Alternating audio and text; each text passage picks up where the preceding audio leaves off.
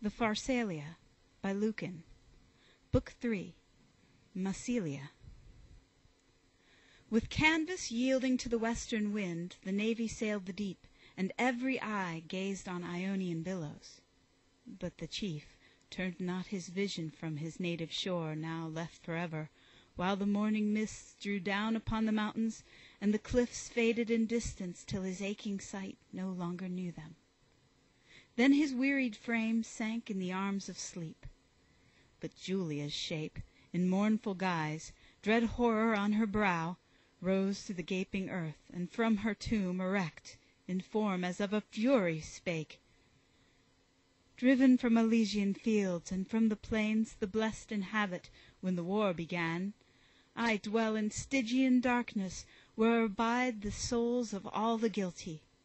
There I saw the Eumenides, with torches in their hands, prepared against thy battles, and the fleets which by the ferrymen of the flaming stream were made to bear thy dead, while hell itself relaxed its punishments. The sisters three, with busy fingers, all their needful task could scarce accomplish, and the threads of fate dropped from their weary hands. With me, thy wife, thou, Magnus, leddest happy triumphs home. New wedlock brings new luck. Thy concubine, whose star brings all her mighty husbands ill, Cornelia, weds in thee a breathing tomb. Through wars and oceans let her cling to thee, so long as I may break thy nightly rest. No moment left thee for her love, but all by night to me, by day to Caesar given. Me not the oblivious banks of Lethe stream have made forgetful, and the kings of death have suffered me to join thee. In mid-fight I will be with thee, and my haunting ghost remind thee Caesar's daughter was thy spouse. Thy sword kills not our pledges. Civil war shall make thee wholly mine. She spake and fled. But he, though heaven and hell thus bode defeat, more bent on war, with mind assured of ill. Why dread vain phantoms of a dreaming brain, or naught of sense and feeling to the soul is left by death, or death itself is naught? Now fiery Titan, in declining path, dipped to the waves, his bright circumference so much diminished as a growing moon not yet full circled, or when past the full. When to the fleet a hospitable coast gave access, and the ropes in order laid, the sailors struck the masts and rowed ashore. When Caesar saw the fleet escape his grasp, and hidden from his view by lengthening seas, left without rival on Hesperian soil, he found no joy in triumph, rather grieved that thus in safety Magnus's flight was sped. Not any gifts of fortune now sufficed his fiery spirit, and no victory won, unless the war was finished with the stroke. Then arms he laid aside, in guise of peace seeking the people's favor, skilled to know how to arouse their ire, and how to gain the popular love by corn in plenty given. For famine only makes a city free. By gifts of food the tyrant buys a crowd to cringe before him, but a people starved is fearless ever.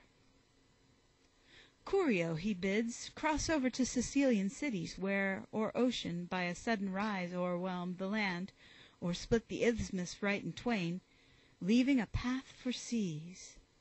Unceasing tides there labor hugely, lest again should meet the mountains rent asunder. Nor were left Sardinian shores unvisited. Each isle is blessed with noble harvests which have filled more than all else the granaries of Rome, and poured their plenty on Hesperia's shores. Not even Libya, with its fertile soil, their yield surpasses, when the southern wind gives way to northern and permits the clouds to drop their moisture on the teeming earth. This ordered, Caesar leads his legions on, not armed for war, but as in time of peace returning to his home. Ah, Had he come with only Gallia conquered and the north, what long array of triumph had he brought? What pictured scenes of battle? How had Rhine and ocean borne his chains? How noble Gaul and Britain's fair-haired chiefs his lofty car had followed? Such a triumph had he lost by further conquest. Now in silent fear they watched his marching troops, nor joyful towns poured out their crowds to welcome his return.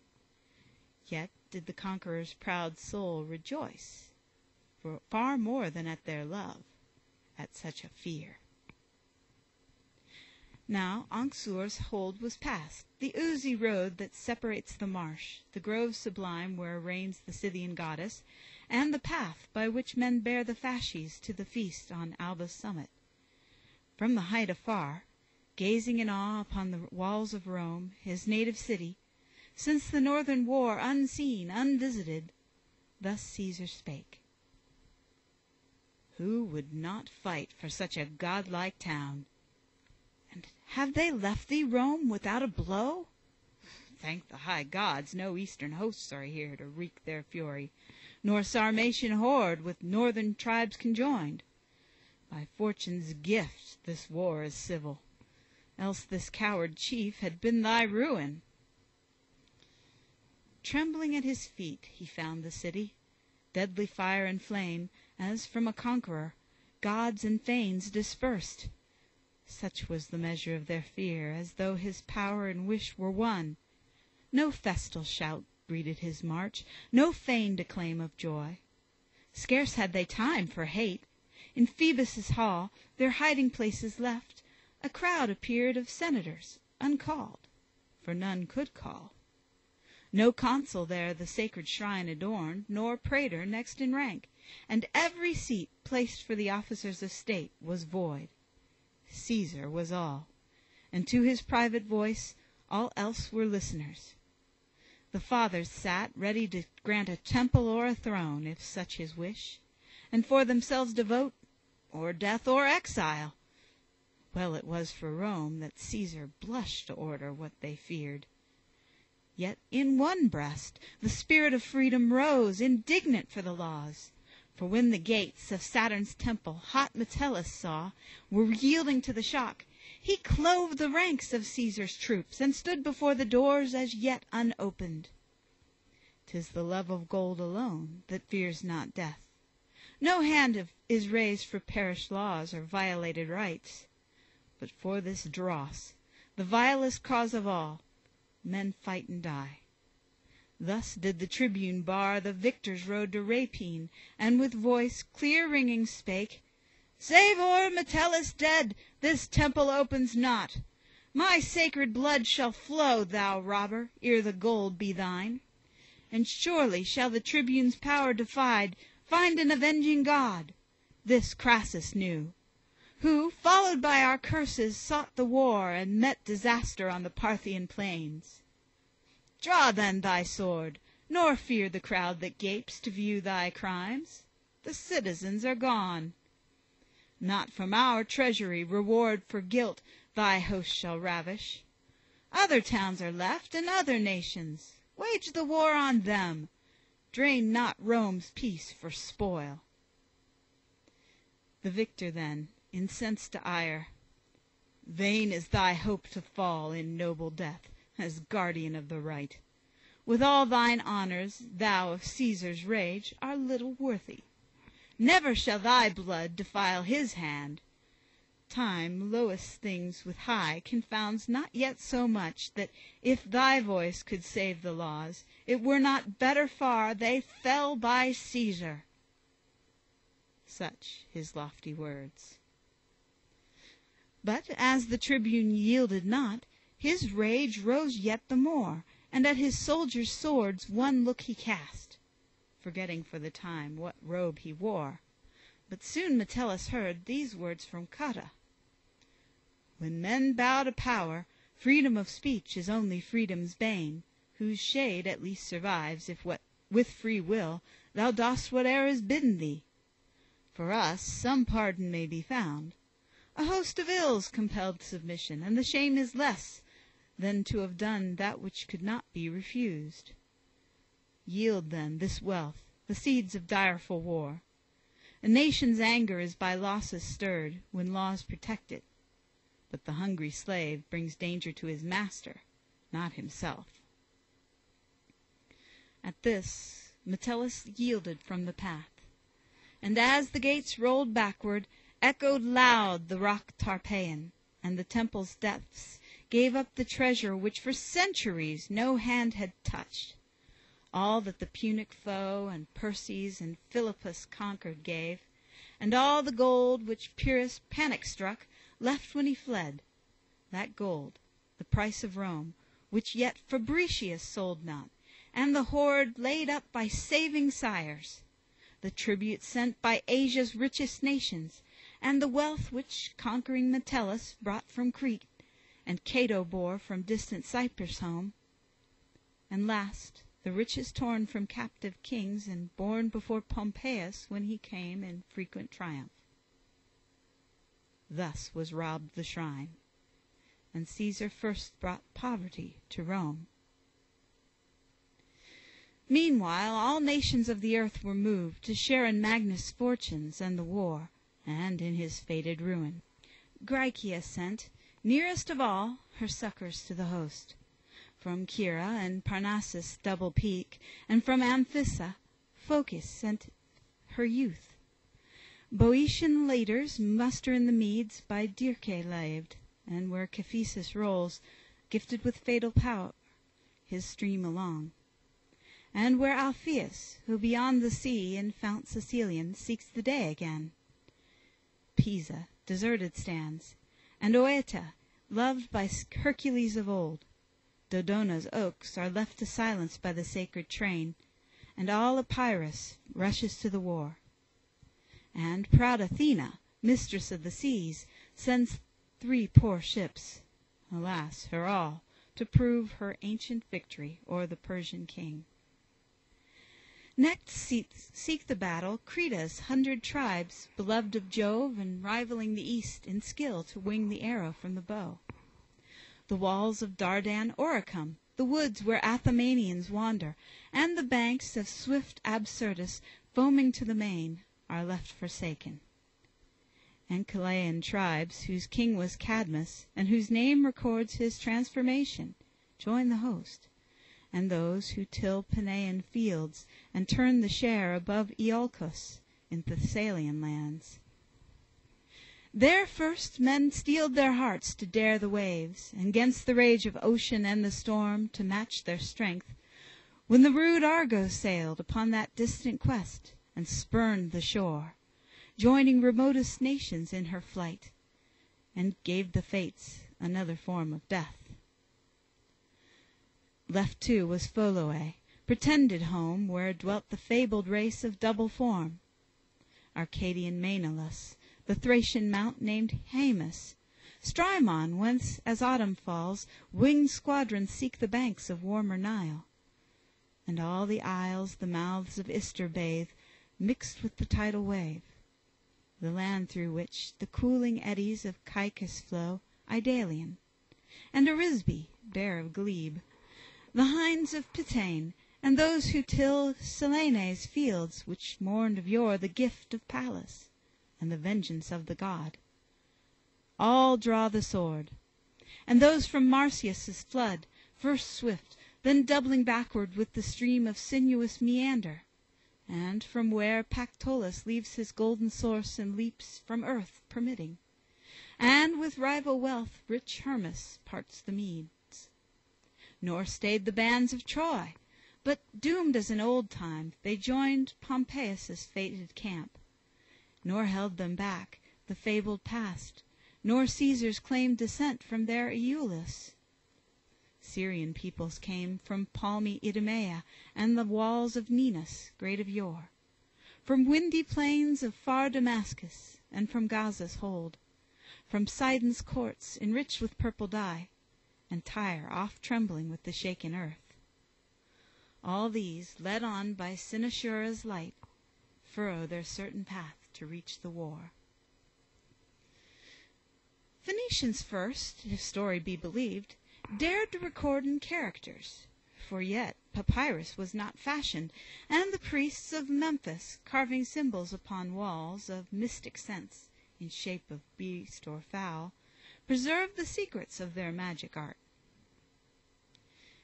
Next, Persian Tarsus and high Taurus's groves are left deserted, and Corycium's cave, and all Cilicia's ports, pirate no more, resound with preparation. Nor the east refused the call, where furthest Ganges dares, alone of rivers, to discharge his stream against the sun opposing. On this shore the Macedonian conqueror stayed his foot, and found the world his victor. Here too rolls Indus his torrent, with Hydaspes joined, yet hardly feels it. Here from luscious reed men draw a sweet liquor. Here they dye their locks with tints of saffron, and with colored gems bind down their flowing garments. Here are they who, satiate of life and proud to die, ascend the blazing pyre, and conquering fate, scorn to live longer, but triumphant give the remnant of their days in flame to heaven. Nor fails to join the host a hardy band of Cappadocians, tilling now the soil, once pirates of the main. Nor those who dwell where steep Neuphades hurls the avalanche, or where on Median Coatras sides the giant forest rises to the sky. And you, Arabians, from your distant home, came to a world unknown, and wondering saw the shadows fall no longer to the left. Then, fired with ardor for the Roman war, Aretus came, and far Carmagna's chiefs, whose clime lies southward, yet men thence descry low down the pole star, and Boötes runs hasting to set, part seen, his nightly course. And Ethiopians from that southern land which lies without the circuit of the stars, did not the bull with curving hoof advanced o'erstep the limit. From that mountain zone they come, where rising from a common fount, Euphrates flows and Tigris, and, did earth permit, were joined with either name. But now, while like the Egyptian flood Euphrates spreads his fertilizing water, Tigris first, drawn down by earth in covered depths, is plunged and holds a secret course, then, born again, flows on unhindered to the Persian Sea. But warlike Parthia wavered twixt the chiefs, content to have made them two, while Scythia's hordes dipped fresh their darts in poison, whom the stream of Bactros bounds, and vast Hyrcanian woods. Hence springs that rugged nation, swift and fierce, descended from the twins' great charioteer. Nor failed Sarmatia, nor the tribes that dwell by richest Phasis, and on Halys's banks, which seal the dooms of Croesus' king, nor where from far Rhipaean ranges Tanais flows, on either hand a quarter of the world, Asia and Europe, and in winding course carves out a continent. Nor where the strait, in boiling surge, pours to the Pontic deep, Maeotis' waters, rivaling the pride of those Herculean pillar gates that guard the entrance to an ocean. Thence with hair in golden fillets, Arimaspians came, and fierce Massagetae, who quaff the blood of the brave steed on which they fight and flee. Not when great Cyrus on Memnonian realms his warriors poured, nor when their weapons piled, the Persian told the number of his host, nor when the avenger of a brother's shame loaded the billows with his mighty fleet. Beneath one chief so many kings made war. Nor e'er met nations varied thus in garb and thus in language. To Pompeius's death thus fortune called them, and a world in arms witnessed his ruin. From where Afric's god, two-horned Ammon, rears his temple came all Libya ceaseless, from the wastes that touched the bounds of Egypt to the shore that meets the western ocean. Thus to award the prize of empire at one blow, Pharsalia brought, 'neath Caesar's conquering hand, the banded world. Now Caesar left the walls of trembling Rome, and swift across the cloudy Alpine tops he winged his march. But while all others fled far from his path, in terror of his name, Phocia's manhood with un-Grecian faith held to their pledged obedience, and dared to follow right, not fate. But first of all, with olive boughs of truce before them borne, the chieftain they approach, with peaceful words, in hope to alter his unbending will and tame his fury. Search the ancient books which chronicle the deeds of Latian fame. Thou'lt ever find, when foreign foes pressed hard, Massilia's prowess on the side of Rome. And now, if triumphs in an unknown world thou seekest, Caesar, here are arms and swords, accept in aid. But if in impious strife of civil discord with a Roman foe thou seek'st to join in battle, weeping then we hold aloof. No stranger hand may touch celestial wounds. Should all Olympus's hosts have rushed to war, or should the giant brood assault the stars, yet men would not presume, or by their prayers or arms, to help the gods.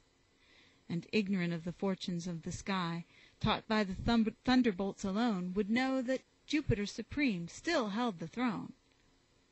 Add that unnumbered nations join the fray.